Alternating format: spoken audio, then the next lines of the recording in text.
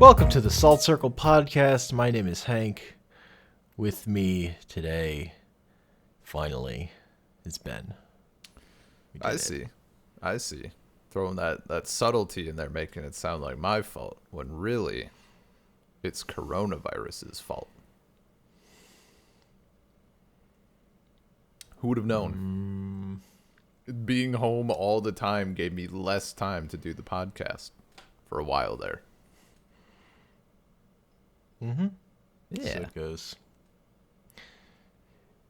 How have you been? Tired. Yeah. I'm tired. I just took a nap for most of today. So Hell yeah. I rolled that one out the other day. You know. I was feeling anxious, and I'm like, what if I just went to bed, though? Oh, hell yeah. I don't know what I want to do, but maybe I don't want to be awake. Let's roll. Mm-hmm. Yeah. A good one. I know I don't want to do what I should do, so Yeah. let's hide from the world. In bed. And so I was saving the so before starting this episode, when Hank hit me up this morning, I told him I needed like 10 to 20 minutes. And I thought it would be a perfect story to start out with on this episode. Not related at all to what we're talking about, but you know, a good story. So I usually start my day off with a big old cup of coffee, just a big mug of coffee. And I was sitting on the couch playing a little Animal Crossing, handheld, as you do. I got a little wooden tray next to me, big cup of coffee, still steaming, just on the tray. Got my phone next to me just in case. Not really ever going to get a message, but, you know, just in case. I had managed to nick the cup with my elbow just everywhere. I hadn't even taken a sip yet.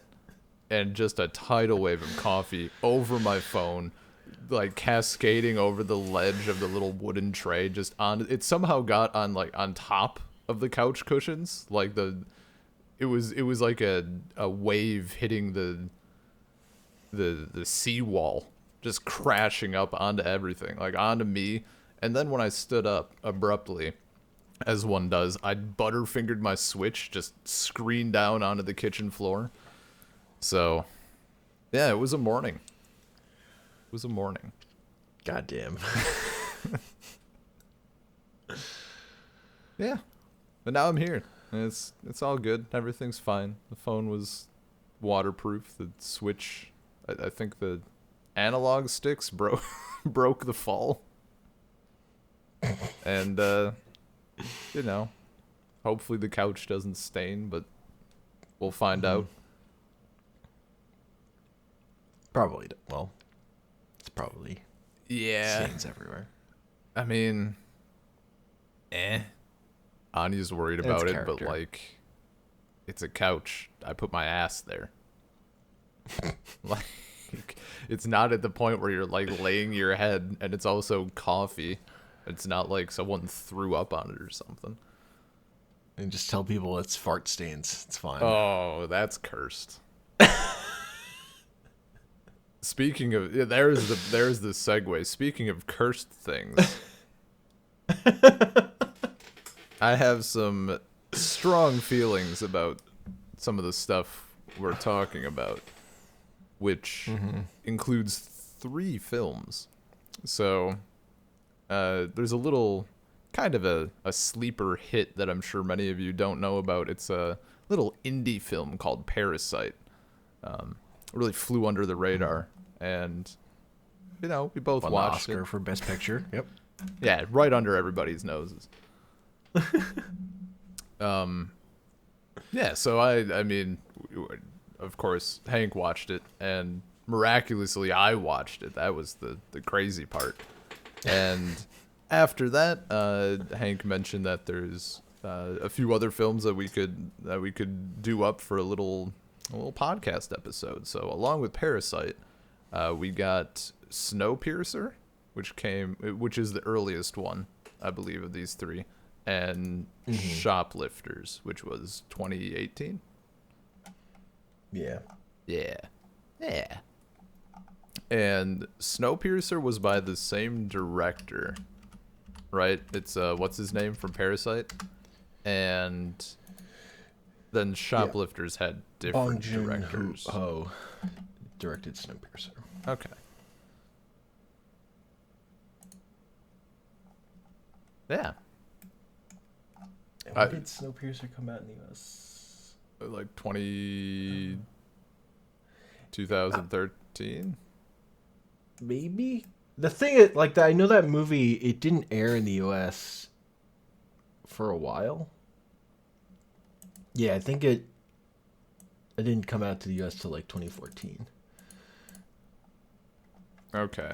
Because it had been finished a while and aired it was Korea before it came out here. Yeah, it looks like it was at like a select few film festivals in 2013, but then widespread shit was Mm-hmm. Okay. Yeah. I mean, where do you want to start? I don't know where I want to start. We could start with Snowpiercer since that's the chronologically Sure. first movie, I guess. I'll start strong. It was not a great movie. Wow. I was not a fan. Huh. I think. No, go on. No, I like Snowpiercer. I'm not as Okay. big a fan of it as some people. Some people Yeah. fucking love it. Well, but they're wrong. I do like that movie. Wow. I was watching it, and I asked Anya if she wanted to watch it. She's like, "No, I've seen it." And when I was done, I like came out, and like she also was not a fan. I think since finishing it, I've softened up a little bit on it, but immediately afterwards, I was like, "Well, that was bad." Like, some parts of it, I think it's mostly a case of like, I find that concept really interesting, and it's in that weird zone where, like, you know, when it comes to Star Wars, right? I'm gonna suspend all of the disbelief. Like, why is there sound in space? Who gives a fuck? It's cool. Like, that sort of thing. With this, I don't know. Maybe because it was grittier, and I wanted it to be more like hard. I wanted to know more about the mechanisms of the train and how this all works and how it happened, and they get into it a little bit, but not into specific things, and like, yeah, that sort of deal. I mean, the trade doesn't make sense. It's Yeah. not trying to. Really. Yeah, no, of course, but it didn't click with what I wanted from it. Look, that guy puts that axe in that fish. That's pretty good. When they get to the train car, that's just masked dudes with axes. And they all bloody up their axes with fish blood. And then Okay, later, right. Okay. that dude slips on that fish. That's just a good scene. That's just a good scene of a movie. Yeah, no, Quality. it had good shit. Like, I could see the appeal. I think it's still like a solidly made film. I think maybe also just got off on the wrong foot. Like, I know that Parasite wasn't exactly subtle about its like its message with classes and everything, but like, Snowpiercer was like beyond that. Like, it just like the first 2 lines of the movie, if that even, and you're just there immediately. And that was, I don't know. Yeah. I'm not sure. I mean, I think Snowpiercer is a cruder movie than Parasite. Like, Well, yeah. Parasite's definitely more like you could tell it was made years later. You know, like Yeah, Bong Joon-ho has like refined his sensibilities. Even though I just think it's interesting that they're very different movies, but also similar. Like their structure is not that different. I see, like, I watched Parasite. I'm like, okay, I see, like, that this is from the guy who made Snowpiercer. This is better, but I see Yeah. that sort of structure there. How did you feel? But what, you didn't like Chris Evans talking about how he knows babies taste the best? You weren't into that? Yeah, that whole thing was like Incredibly memeable scene. Yeah. That just like I don't know. See, I wanted more. I don't even know if you wanted to have a poor, dirty section of the train. Like I don't know.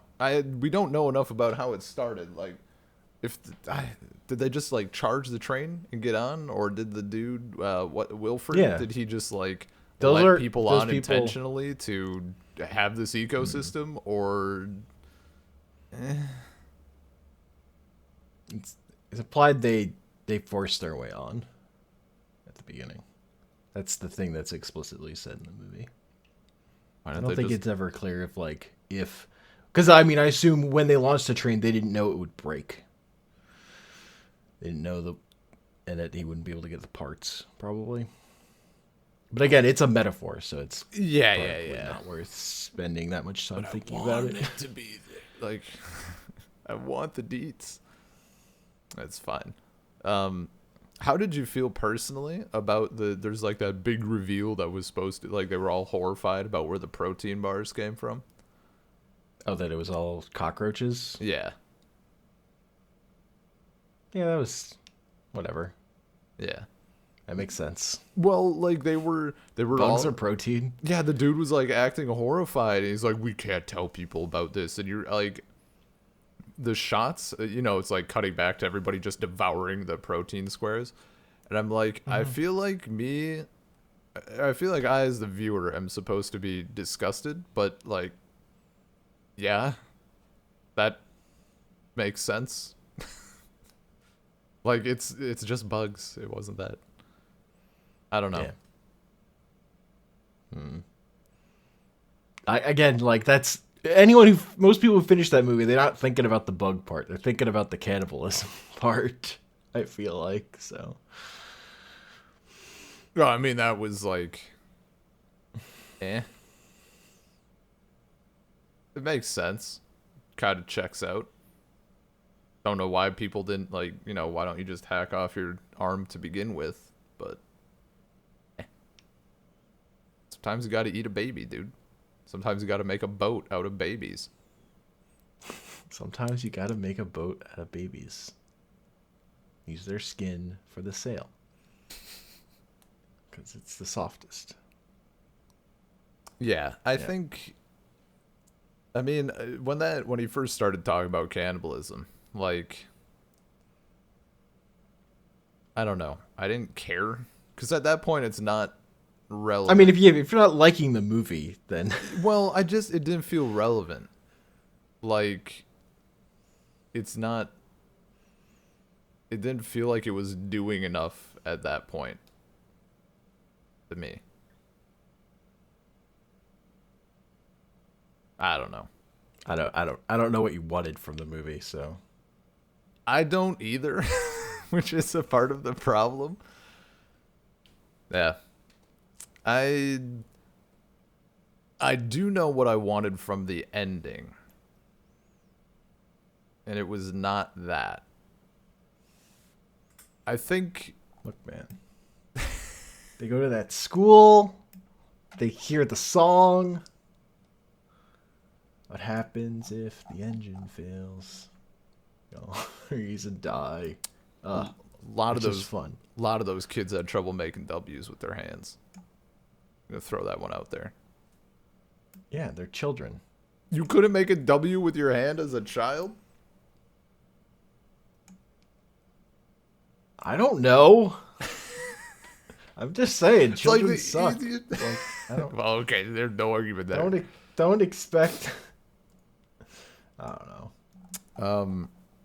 I wanted, the only thing with the ending was like, I either wanted the good people to live or just everybody to die, and instead we got like 2 people live temporarily. I don't know what if there's like an official implication or anything, but there's no way they live, right? Like there's no way in hell that the 2 survivors, what's her name, and Timmy, there's no way they live in that area. Why not? They see that polar bear. That polar bear lived. Okay, so there's life somewhere. Yeah, but you also need to then take some of that again. life to If you're eat it. thinking about the literal thing that happens after that movie, you're kind of doing it wrong. That's all I'll also say. That's how I took it. Whatever. The movie doesn't work literally. Why should I be forced to care about it metaphorically? You're not. No one's forcing you to care about the movie. Yeah, no, I know. And I'm not saying like there's a polar bear. Like it's possible they could live or they die. I don't know. No, it's that's not the story of the movie. Odds are there. So I don't. I'm just saying like it's not like this should be the thrust of anything. It's just a thing you can think about. Yeah. Do you think he was right? Do you think what's his name was right to like literally derail the whole thing?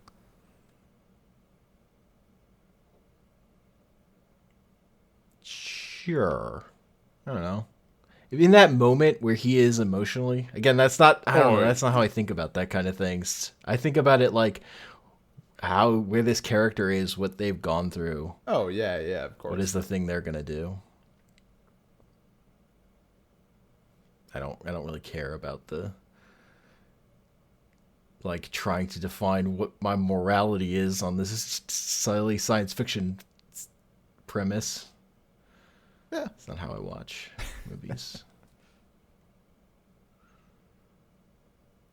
Yeah, I mean, like as far I was more thinking about how that end scene where he meets Ed Harris is like the end of The Matrix Reloaded, where Neo meets the architect. Yeah, that whole and thing. How I thought it was. That was real good. It's like exactly that. I still like it, and a lot of other people liked it in Snowpiercer, and I'm just like, okay, but did you like the architect? Because this is the same thing. I liked it both times. Yeah. But no, it's not any different. That was probably my favorite part of the film. Was like that whole interaction when he was finally getting there. I mean, also because then we got the backstory a bit. Mm-hmm. We finally got some juice. And also just what's that dude? Like, what's the actor? Is it anyone relevant, or like should I know his name? Wilfred. Oh, Ed Harris? Yeah. Okay. Ed Harris has been in tons of stuff. That sounds right. He was ground control in Gravity. Wow. I didn't see his face. Nope. Yeah. In, Apollo 13. Have never seen it. It's in plenty. I could just list Ed Harris movies, but he's in The Rock. I don't know. If you don't recognize him, then I guess you haven't seen any of those movies. I think I probably have. I just, old white people all look alike, Anyway. No, that Glenn Cleary, Glenn Ross. No.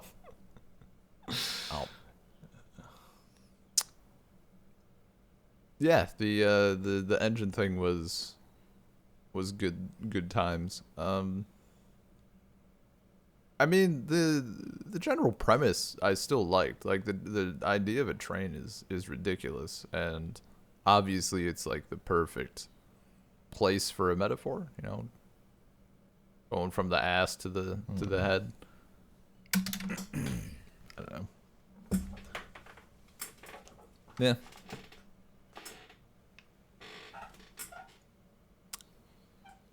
Yeah, I don't know if We can move on. Yeah, I don't know if I have anything more. Snowpiercer wasn't really the. I cared more about the other two movies. Yeah, Snowpiercer is just. It's there. And if you didn't care about Snowpiercer, like there's less to talk about. Yeah, honestly. So, I will say there was one part about Shoplifters that was incredibly cursed. You cannot have that many people slurping noodles.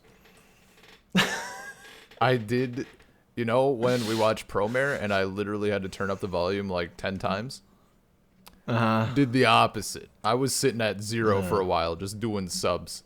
It was hellish, and it happened like 16 different times throughout the movie. Just I couldn't fucking deal. It was so the sound mixing was too good. I hated it. Yeah, this doesn't bother me. I like ASMR, but not food ASMR. Absolutely cursed. Aside from that, film was pretty good.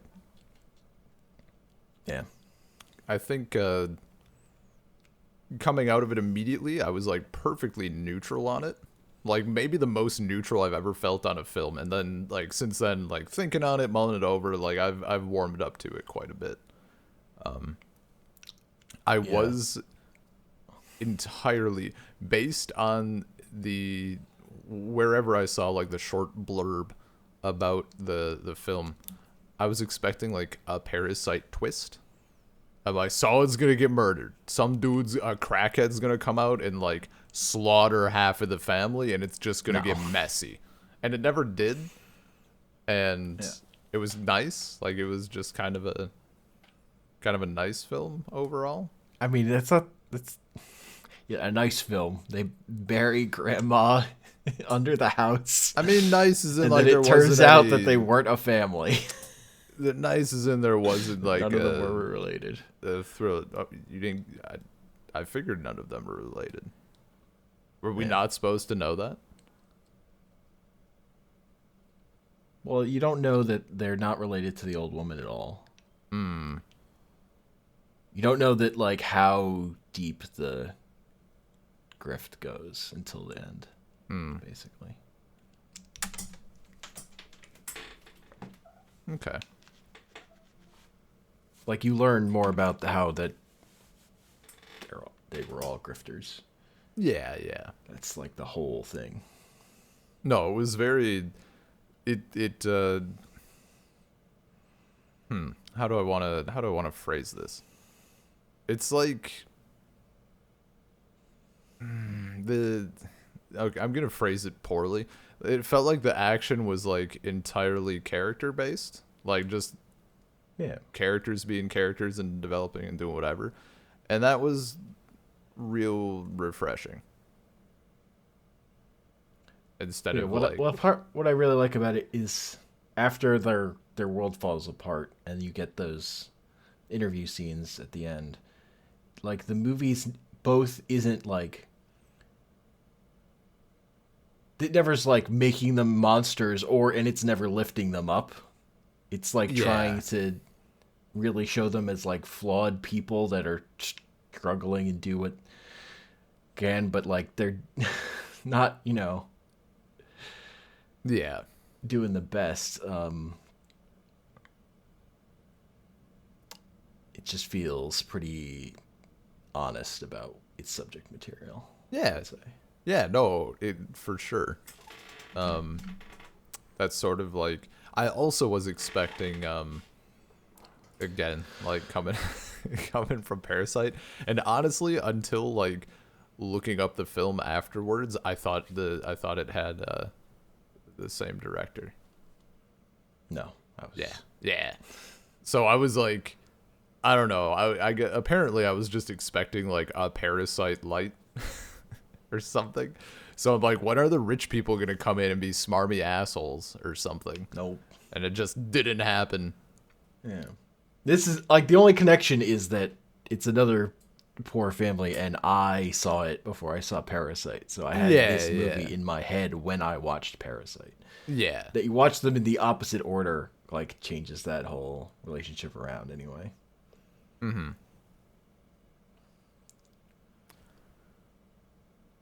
Yeah. I don't know. That's just that scene where they bury the old woman under the house is like burned into my brain. Yeah. But I mean, like, I don't know. I guess I didn't find it, like, nearly as morbid.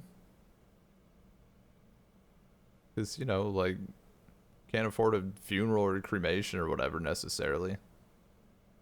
And then, like, I guess, well, now that I'm saying it, I suppose the fact that, It's like, that part they of can't afford a cremation or I was just, funeral. I suppose it's more about that, like, they didn't want to stop getting the money. And that makes it a bit more morbid. Yes. Yeah. Because they're not related to her. Yeah. Oh. Yeah. There's just an old woman under their house now. Uh-huh. Huh. It's not their house, also. Well, you know what I mean. The house in Uh-huh. which they reside. Yeah. Yeah, I didn't take that. I mean, of course it was there. I just, like, wasn't focusing on it, I guess. You're like, this is just a nice time with these people. Okay. Well, they're just, like, they were such a nice, happy family. They were. Family of misfits. Uh-huh. Shoplifters. You shoplift a child. Yeah, I shoplifted Twice. 2 children. Yeah. Yeah. I mean, the one, like... I mean, of course, that's, like, the not nice part when she, like, goes back. Made me sad. Mm-hmm.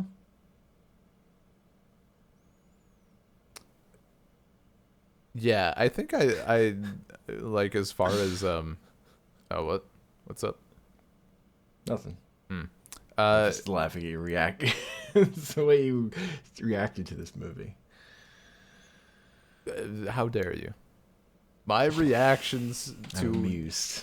this film are valid. Uh-huh. I probably, you know what? I'm just gonna say that I interpreted it as being nicer than it is because I want something nice right now. You know? Okay. It's my perky outlook on life. Oh. Yeah. I thought it's because you haven't watched enough serious dramas where things are gray, but people aren't getting stabbed. I don't know. I mean, that's probably not inaccurate. Yeah. I've tried to think of, like, what films that would fall under. Anyway. Yeah, I really thought the girl's parents were gonna end up being, like, the rich assholes that become, like, the antagonists of the film. But I'm also glad that they didn't, obviously. Mm-hmm. It worked out well. Yeah. The antagonist is society. Was this ever, like, did this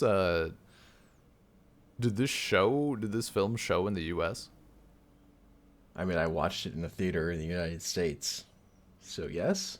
It was a pretty... like, as an indie... Like, for an independent foreign movie, like, it was a pretty big deal. Okay. It wasn't Parasite. It didn't become, like, a huge smash. Yeah. But it was on plenty of year-end lists.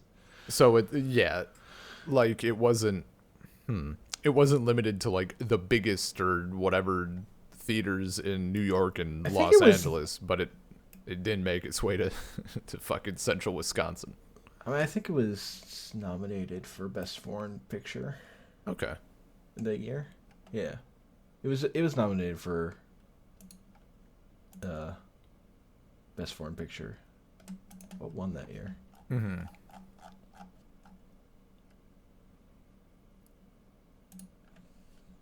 Yeah. Oh, Roma won that year. Yeah, that makes sense. Why does that sound familiar? That was the Netflix Alfonso Cuarón black and white movie. Alfonso Cuarón, you know, No, not even a little. I know why it sounds familiar. director of Gravity. You know Gravity, Ben?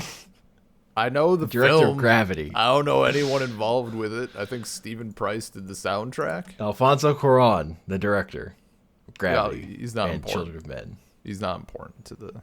And Harry Potter and the Prisoner of Azkaban. I mean, the only people I know who were involved in that film are Sandra Bullock. Was it George Clooney? Is that... Yep. That's okay. Uh-huh. For some And reason... Ed Harris. Yeah, apparently. I don't know why, but in my mind... It all goes back to Gravity. For some reason, I always want to call George Clooney Jeff Goldblum.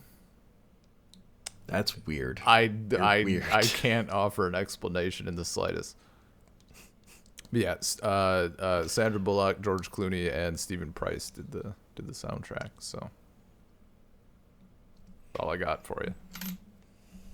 But the reason why Roma sounded familiar is because the name sounded close enough to I believe, it was either a French film or a Finnish film that I saw as an option on an airplane, but did not watch. But it sounded very interesting.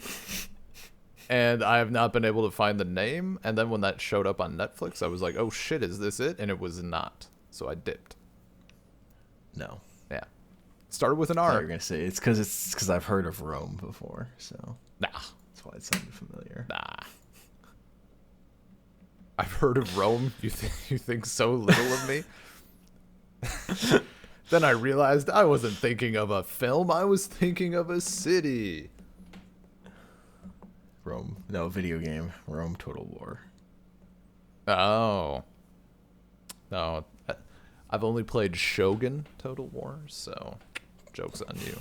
Oh, okay. Then I Joke's sold it on me. because I'm bad at RTS. Okay. I mean, those games are more about playing on PC and boosting it with how good your video card is or whatever. Because those games are dynamically generate the size of your army based on how good your computer is. So it's paid. It will use your resources to make the armies bigger if you have the settings up higher. Nice. So I've heard they're good for GeForce Now, where you can just use someone else's good computer. Fucking crank it, but The giant armies. Instead of like running it on a laptop and having like 6 dudes in your army, you have hundreds. yeah, we're sieging this castle. It's our 6 guys versus their 8 guys. Be tactical. Yeah. Look, it's a metaphor. Each dude represents hundreds. A billion dudes. Like plenty of other video games. Like Yeah. Civ. Yeah. Or Risk. Anyway. Yeah. So that brings us to 2019's Parasite. Parasite was a really good movie. Yeah. The only issue watching it was nothing to do with the film, but rather that Anya couldn't take it when it switched to thriller mode. There was a lot of eye covering and jumping. So She just couldn't handle the tension of them being beneath those people while they had sex. It's too much. I mean, if this, too scary. that actually might have been where it started. If the what's the word I'm looking for? If the not tension, not stress, not anxiety. If the stakes get above like a 3 out of 10, and suddenly we have a massive heart rate increase. So I'm just watching her like, dude, calm down. And he's just freaking out next to me. But no, we both agreed that movie was fucking good. And she was actually, I didn't look it up, but she was wondering, is the like security dude in Snowpiercer, is that the dad in Parasite?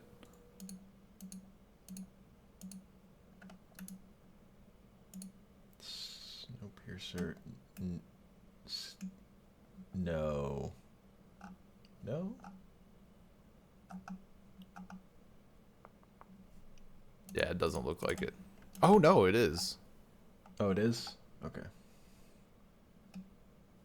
I mean, that makes sense. Like, okay. Yeah. Well, I mean, I think he puts that guy in most of his movies. Either she was right and it's a good catch, or she's wrong and I get to call her a racist. So, I win either way. Song Kang-ho, yeah, I think he's in.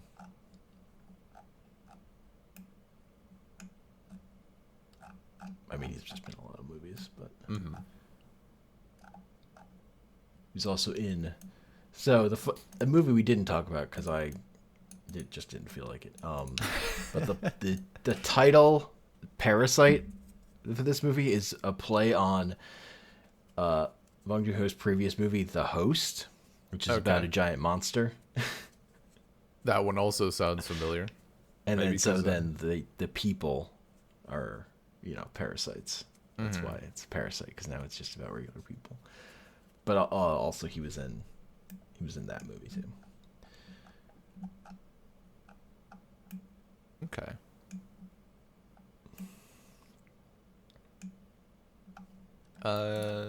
What was I gonna say?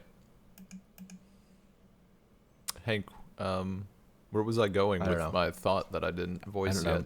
So my favorite scene in Parasite is when their apartment is flooded with sewage and the girl is sitting on the toilet as it's like exploding under her while she's checking her phone. Yeah. That is my favorite shot. It's pretty good. It's so good. That's like, yes, Oscar winner.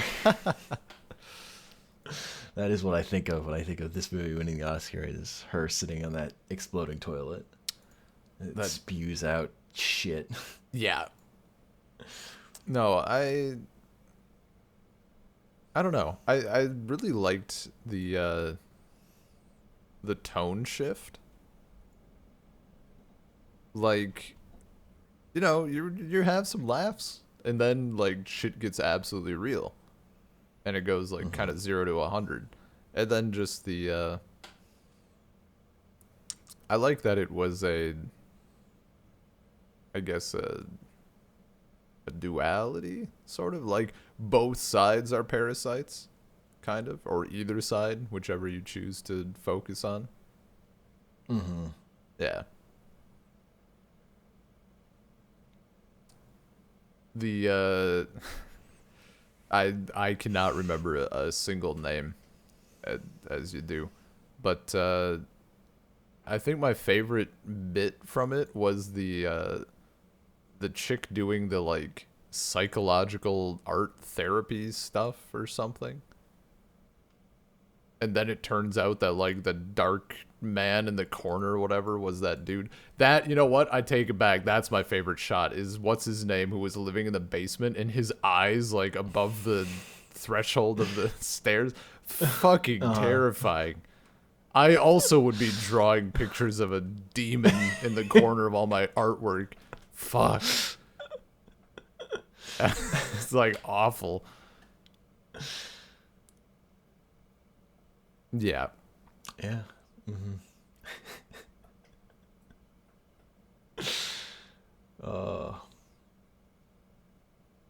And then just like, I don't know, kind of that perfect mentality that I'd actually it's not like I was steeped in it, but especially when I was working at the factory and stuff, like I would bump into it where uh, like in the movie when when the family finds out that the former housekeeper is keeping her husband there, and she finds out that they're all family and they're like scamming the rich people. Instead of just working together to scam the rich people and everybody wins, they like immediately are at each other's throats. Like, and that, not that that hit home is a bit too strong, but like I've definitely encountered that where it's like, guys, what if instead of fighting each other, we fought the billionaires? Imagine. No, that's too hard. Yeah. So. Crab bucket. It's a crab bucket. Yep. Paul would say. Just all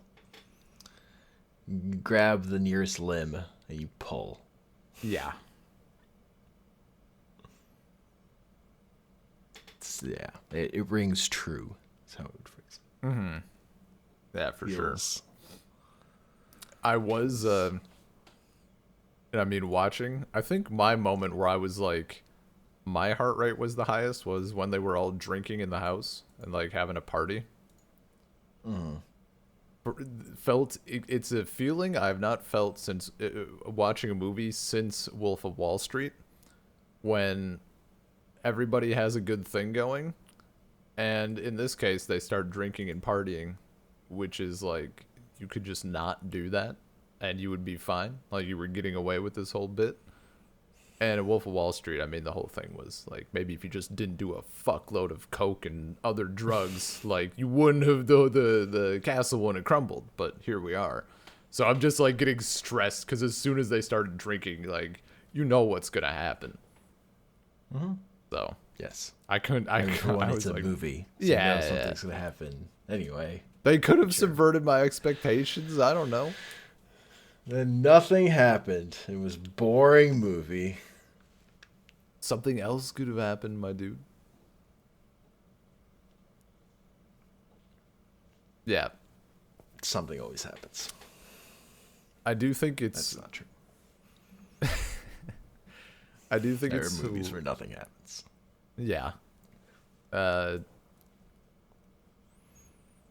you know, I was going to say Phantom Thread, but that's... No, something definitely happened in that one. Well, yeah, but for a good chunk. Actually, that's on Netflix now, so I'm going to have Anya watch it. Oh, man. Pretty fucking excited. What a good movie. Shit. Now what was I going to say? I was starting on something. Fuck. What were we just talking about? Let's backtrack. Something happened. I don't know. Subverting expectations. I'm going back. You can't stop me. They were drinking. There was Beep, alcohol. beep, beep. Shit. Back the truck up. Yeah, it's gone. It's gone forever. Uh-huh. Fuck. Yeah. All right. Well, You're doomed. that's gonna bother me all day. That's fine. Yeah. Oh my god. Okay, I can't stop thinking about it. You take the reins for a while. Yeah. Parasite's good. I liked it. I'm just another, as like a side thing that I liked. It feels like it was about time that a Korean movie got honored at the Oscars at all. Like they hadn't even had one nominated. Really, not even And nominated. they've been Damn.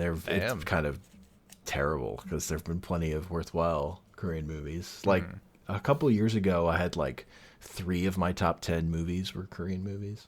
Nice. But so it was just good. It was good to see one getting recognized there at all, and then for it to win was just like, yeah. It wasn't my favorite. It wasn't my favorite movie that last year, but it was certainly in my top 5. A quick reminder: good what was time. your favorite movie again? From last year. An Elephant Sitting Still, Okay. which is a 4-hour Right. Chinese movie. Full Daniel X. Got it. I remembered what I was gonna say. One of my favorite things to come out of Parasite winning, and like, even without winning, gaining a fair bit of acclaim, is all of the fucking stupid people who are like, why isn't it English? And just like them getting shut down. Like the tweet from Hulu that's like, maybe learn to read. Like, just, it's so good. They fucking deserve it too. Like, it's absolutely ridiculous. Yeah, I don't know. I've watched subtitled movies since I was a small child, so it's not a thing. I watch subtitled movies when it's English. That's also true. If people like, if they're talking with even, if I'm watching with someone else, especially, so you can talk over it. Yeah. I mean, actually, I've been dealing with the inverse of that, and it's been kind of a nightmare as far as like. Thankfully, it's mostly been movies that I've seen before, but been watching movies with Anya and her sister and her little brother, and his English is pretty damn good. Just because like steeped in the internet, video games, like talking to me, and then learning it at school, but like not quite good enough to maybe fully get like everything that's thrown at you in The Matrix and then the Matrix sequels. So we do English audio and Russian subtitles. Very loud group. So I'm just sitting like watching people's mouths move, and on the bottom like just Russian subs going by, just kind of like, it's fine. It's absolutely totally fine. I've seen The Matrix before. Like I know what's happening, but I want to hear Agent Smith's speech about humans being a virus. It's a good speech. It's well delivered, but that's cool. We can talk about coronavirus again. I don't know.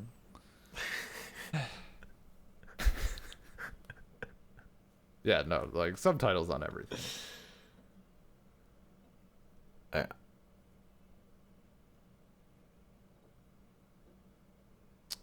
I was just looking at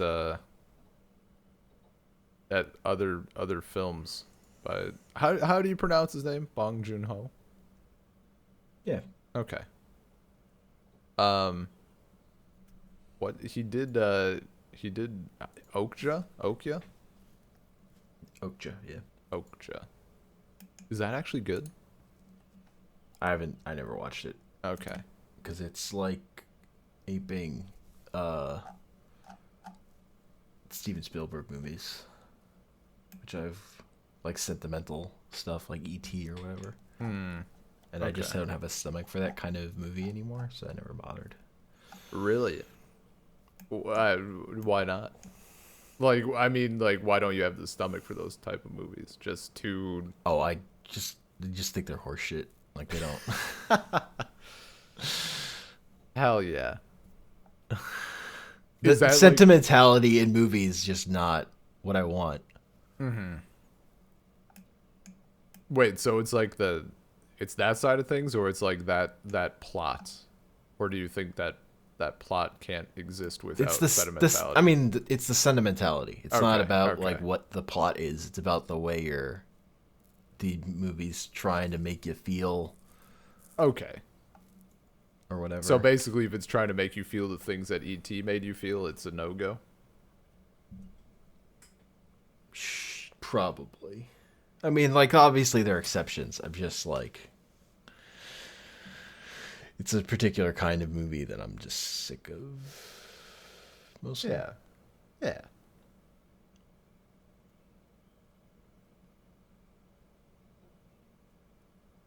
That's totally fair.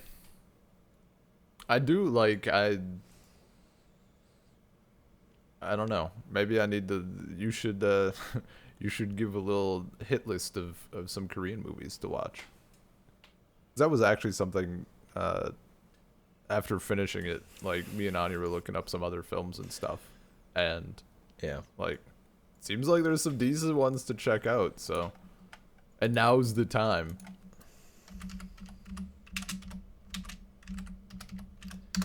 Well, the problem would be I don't know if you could handle some of them. But I'm an adult. Why are they slurping noodles? Sure. Can't be that bad. There were a couple that I was actually planning on doing on future episodes anyway. Okay. Like The Handmaiden is one I really want to do an episode on. And that's Park Chan-wook is like the big Korean director. He directed Old Boy also. Yeah, Old Boy was on my Netflix list for a long time, and then I took it off after researching it a bit. Look, there's a scene in that movie where he eats an octopus, and it's mesmerizing, like just raw, like live. That wouldn't bother me, honestly. It's pretty amazing. I think it was. Isn't that movie like hyper violent? Yeah, I don't know. Yes, but I don't know what's hyperviolent anymore. My sense is all off. Okay, so shit. What was the? What Look, there's a scene where he fights a group of people with a hammer. Oh, see, that's no good. I was even gonna like reference fighting. our attack on a building bit. Yeah. And which one was the? I think it was a Japanese film. Raid. The Raid. When the head dude, like that guy, is on his knees and he goes over to his desk, and I'm like, please don't pick up the hammer. And he picks up the hammer, and I'm like, he picked up the hammer. I just like kind of turned away for a bit, like maybe turn the volume down a little. I don't like hammers. It somehow combines the fear of something stabby or cutty and the pain of something blunt. I don't. Yeah. Ugh. Yeah. Oh, so I want to do The Handmaiden. I also want to do Stoker, which is actually an English language movie, but he directed it. And that one's kind of based on Hamlet. So I wanted to do an episode on movies that are like based on Shakespeare, but aren't like using Shakespeare scripts or anything. But are just are doing it in a different way. And that was one of the movies. And then maybe an episode about movies that do use Shakespeare scripts, and then we can watch Romeo and Juliet with Leonardo DiCaprio. Yeah, I hate that movie. Yeah. I'm not gonna watch this. I don't like it. Yeah, that was a rough couple of days in high school English class. A couple of days. I had to do Romeo and Juliet in high school like 3 years in a row. That's so sick. Watching that film. Yeah. Specifically. I understand. Yeah, but like doing that play for 3 years in a row is a little much. Yeah, in my opinion. That's rough. That's rough times. And I'm fine with adaptations of Romeo and Juliet. Just they have to be good. It has to be worthwhile. I'm also more okay with things that just take the idea and do something different. So Lion King. Not Romeo. Well, Lion King 2. There it is. Lion King 2. Gotcha. But also, most versions that I do don't make it a tragedy anymore. Well, that's because they're babies. Yeah. I mean, give us the... give us like an adaptation that's not like a super not Leonardo DiCaprio, Romeo and Juliet, not that level, but like give us like a, how old were they, like 15 and 14 and 13, something like that. Netflix. I don't want a modern version with that actual script and those characters. No, not the actual script. But just where two stupid kids fall. That is like all YA fiction, love, and then kill themselves. I don't think you've seen. No, it has to end with the death. Yeah. Well, it ends usually like with a tragic death. Like there's the one about where the boy lives on Mars or whatever, or there's like the one where the girl is like has a deadly illness and lives in the bubble world. What the fuck are you all YA about? fiction. There's like a whole genre of like one of these. It's all based on like The Fault in Our Stars, where the kids are dying of diseases. Oh, But no, like it's a whole genre. no, like, plenty of movies like that. I'm not talking about that. I want like the straight It's up. basically like, what you're asking for, though. I guess, is. but I want it closer to the original. I guess closer to the original plot, but not necessarily the script, right? Look, I just want to see two infatuated teens. You just kill want someone themselves to at the end think of the someone else movie. is dead and then kill themselves just because they think the other one's dead? Yes, but they have to be no older than 15. This is weird. I want the original plot. Plot without the script. Do you? Probably. I mean, kinda. It'd be interesting. To me, I have not engaged with nearly as many Romeo and Juliet-esque things or inspired things. I did do The Fault in Our Stars, and I could see where that was like kind of the new take on it. That makes perfect sense. Yeah. It's like a genre now. Like, What is it even called? I don't even watch those movies. I just see the trailers a bunch. Oh, they're movies. Okay. Yeah. I mean, there are plenty of books too. Well, when you said guy living on, or like a boy living on Mars, a girl living in a bubble world, and I was like, Those are have movies. no fucking idea what you're talking about, and I assumed Those then are that they would be definitely books. Okay. Nope, those are movies. I mean, you got some titles like- for me? I don't remember. Damn. I don't remember. I mean, it will not be hard to look up.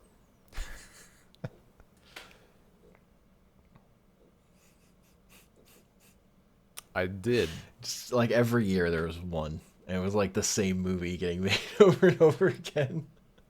Have I just not? I'm It's probably just a genre. I mean, you oblivious don't go to the this. movies as often as I do. I go to the movies. I would go to the movies a lot, and I'd see a lot of Okay. trailers. I don't, but I like to think my awareness of like what's No, your awareness is terrible. gonna cry about that one later. It's going in the diary. No, I mean, your awareness is probably normal. yeah.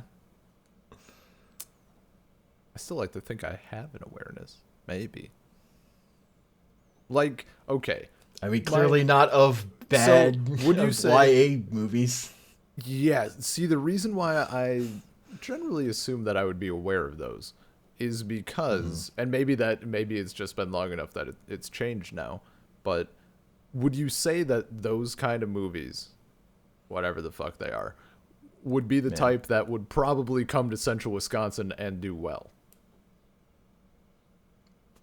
Because like Parasite, Probably. even as an Oscar winner, that shit didn't come to my town.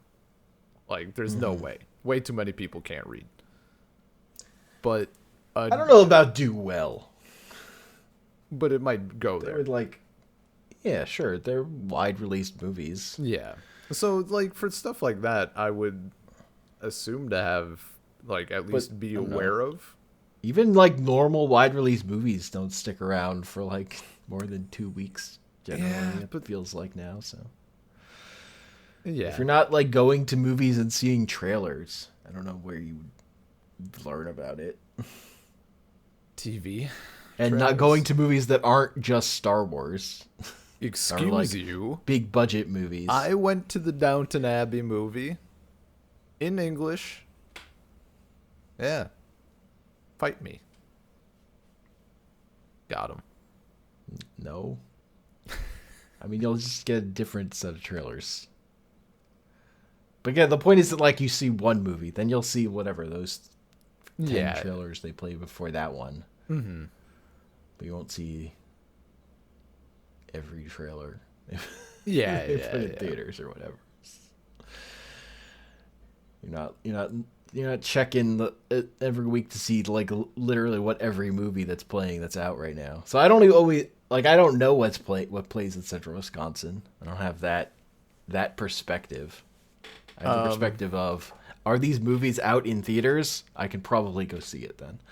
Yeah, yeah. Sometimes no. Sometimes something's too obscure and it's like only playing at Draft House and Brooklyn, or I'm not bothering. But I think, if I remember right, topical, but just to another reference, I don't think King's Speech played in my area until it like after it became popular. Then they shoved it in for like a week, maybe. But it did not start out. I think they actually ended up doing like a reshowing way after the fact.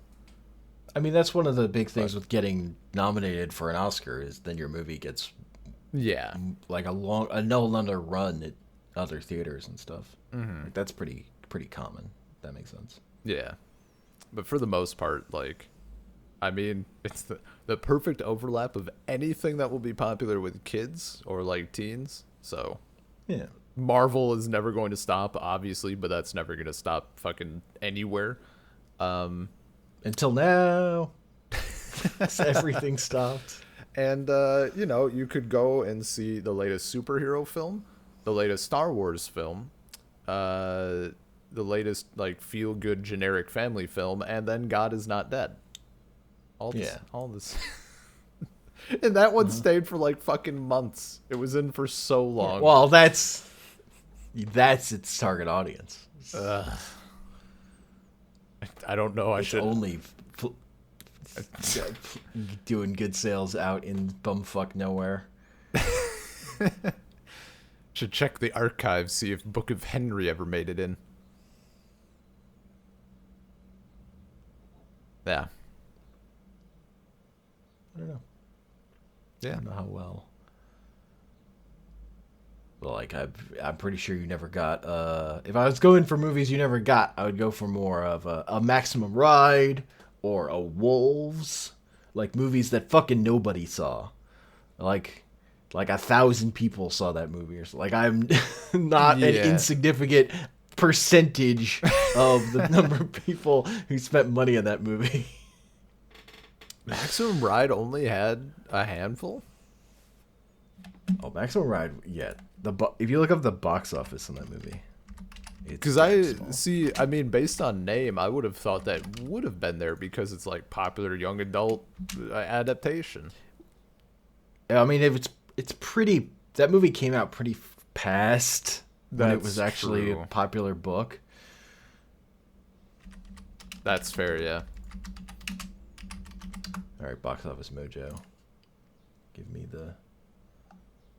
It made $2,462 by playing in 10 theaters. Oh no! Fuck. How much was your ticket? Oh, probably 15 or something. So between me and my friends seeing it. Yeah, just a ridiculous level. Like 1% of its total gross. Like, fucking actually crazy. It made $4,000, 218 worldwide. Yeah, you guys were like a full percent of that movie. Amazing. Yes. Yeah. How does it feel? How does it feel to be? It feels pretty good. That movie's bad. Unreal. Holy shit.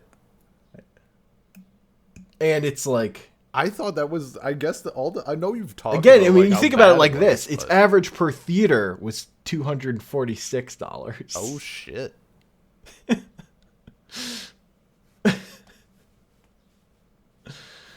So we were like a tenth of the people that saw it at a given theater. That's unreal. Yeah, all the times you talked about it, I guess I just assumed that it was like bad, but it was like, I don't know, like Airbender bad, where it was like everywhere, but it just sucked. That sort of deal. Damn. Wild. Well, now I'm sad I missed out. No, I was like looking at the lowest grossing movies ever and like which one of these have I seen? Oh, Maximum Ride, I see. I'm I gonna think it's Maximum Ride and like Wolves, I think is the other one. I'm gonna start hitting up Russian films. Then you know. Actually, I'm not. That would be terrible. Can't even keep the joke going for more than 10 seconds. Oh wow, Wolves actually did pretty well worldwide. It's just in the US where it did fucking nothing. I've literally never heard of that film. What's the Werewolf superhero movie. a werewolf superhero movie? And does it Yeah. does it fall into the so bad it's good category, or is it just meh? It was boring. Okay. That's sad. But it was written and directed by David Hayter, voice of Solid Snake, Oh, nice. and also the writer of X-Men 2. I feel like people don't remember how many superhero movies David Hayter wrote. But that was why I saw it, because it was written and directed by David Hayter. Okay.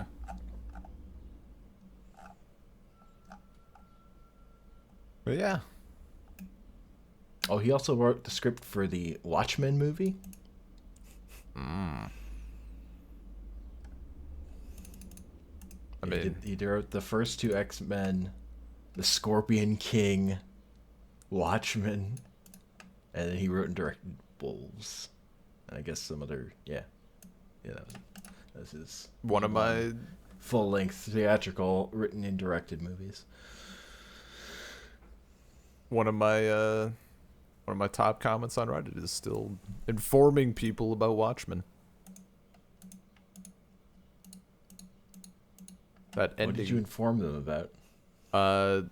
Someone mentioned something about the ending, and someone's like, wasn't there like a change or something? Like, what did they do differently? I'm like, well, there were squid mutant hybrids, which were supposed to look like aliens that unites the planet against that. And in the film, they do nothing close to that at all. It's a big bomb. Yeah. Explosion. So I was actually Squids are hard. I was kind of squids are hard. I was kind of surprised. I really thought it was like me making that comment was going to turn into like 1,000 angry comic book fans like freaking out about me, like saying something mildly incorrect. But I crushed it.